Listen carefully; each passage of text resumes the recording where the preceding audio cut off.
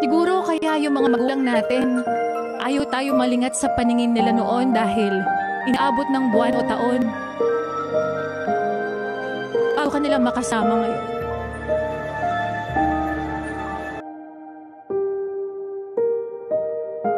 Siguro kaya nung bata tayo, pinapatulog tayo sa hapon kasi kapag tumanda ka na, mamamalimos ka na ng tulog at pahinga.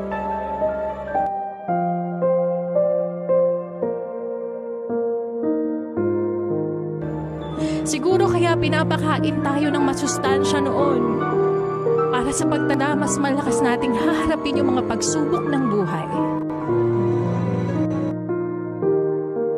Kaya kailangan sabay-sabay kumakain noon.